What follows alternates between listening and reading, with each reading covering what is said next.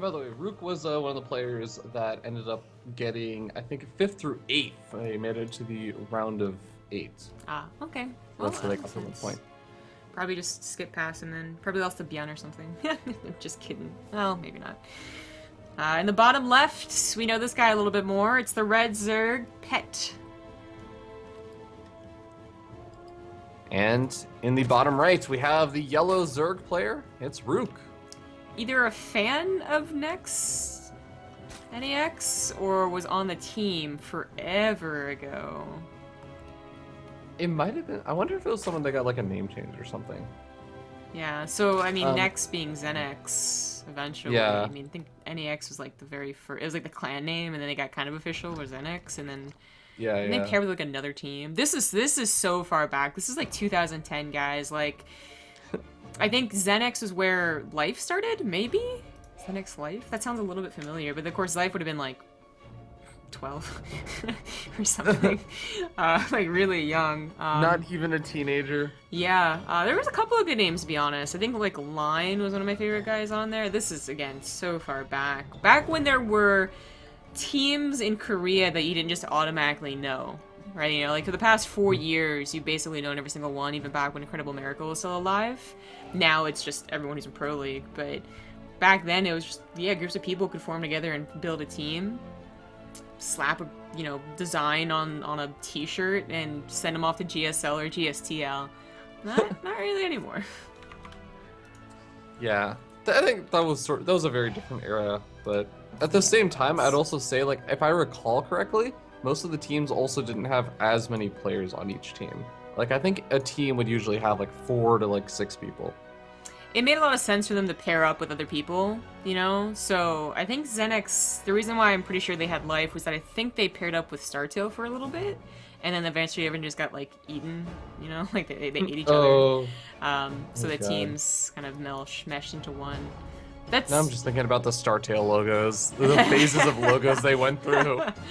The last one they had, the cartoony one, was always such a, like, a question mark to me. Like, I don't know why they went with that one. Anyway, this is old people talk, jeez, and we're not even that old, you know? Like, listen to Tasteless talk about Brugador days is really old. Back in my day, yeah, Life wasn't in jail. Oh god.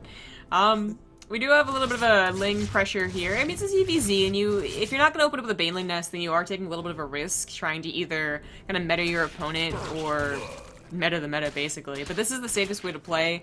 As they both see they've taken third bases, there's two options, clearly. There's, you know, I think I can tear it down with my superior control, or, okay, I guess we'll macro up. And the control from Pet was pretty good right there in the micro.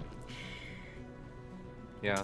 Getting a definitive advantage in that little micro engagement, keeping 2 of those organs alive. And it's not usually something that, like, you make a really big deal out of, besides kind of like the moral victory.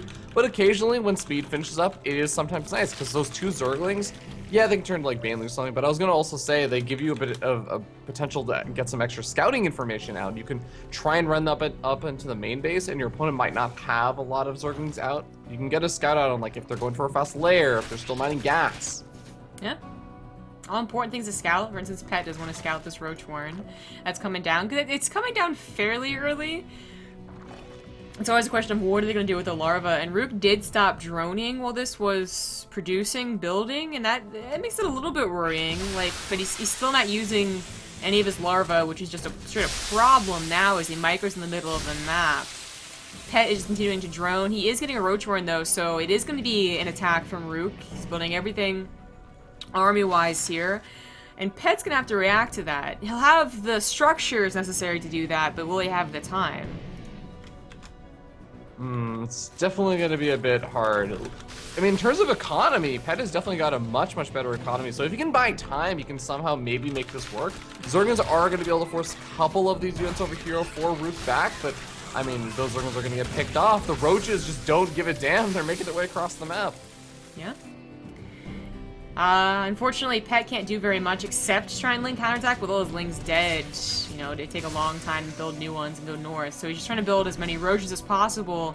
And he will have defender's advantage. I mean, look at how many more drones he has. If he holds this, even if he loses like 10, 15 drones, he'll still have an advantage with that +1 on the way.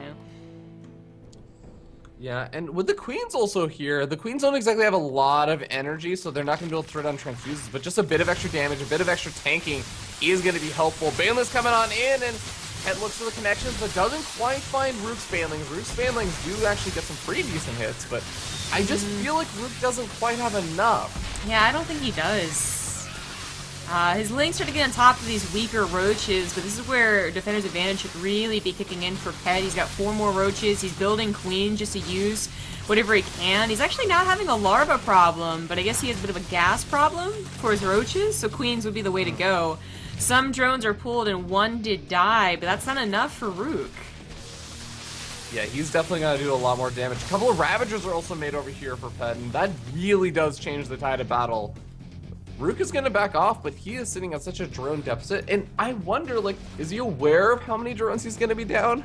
He should be, yeah. I mean, there's certain stopping points for any all-in, but this one where you don't drone up the 3rd at all, yeah, 28 sounds about right. I don't know much about Ruke. He might be able to equalize, though.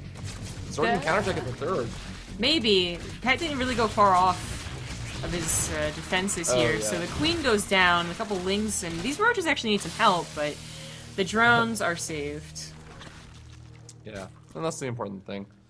Lair Tech is finally going to be starting up over here for Pet, and I don't know, what do you do in this situation as Ruke? He's making more roaches. I guess it's just kind of make a couple more drones and then go for round 2. Hope that your opponent over-droned.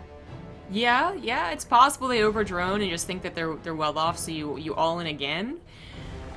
The other option for some other styles would have been to try and match the droning, but you would have been behind in the upgrade and most likely the lair as well. So you'd have to depend on these lings doing something, which they're clearly not. They are, I guess, keeping the army a little out of the way, but as these overlords can't be cleaned up, anytime Ruke pushes out, Pet will know, and he'll start building units. Yeah, and that's exactly what's happening right now. They're both building units, but the weird and awkward thing is that Ruke is going to be going up against Defender's Advantage, and he's going to have less units. He just straight up has less roaches out on the map right now. Yeah, the Banelings hit kind of the heart of the army, but there's so few Banelings it doesn't really matter. And that's going to be it. GG. Pet, a solid hold. Yep. Takes the game. That's all he needed to do. So he will advance on to the winner's bracket to face Hurricane, whereas Jinsong and Ruke will face off in losers. What do you want to do first, the losers or the winners? I think it's traditionally you do the winners first, and then you go down to the losers. Alright, then we're going to do the semifinals first.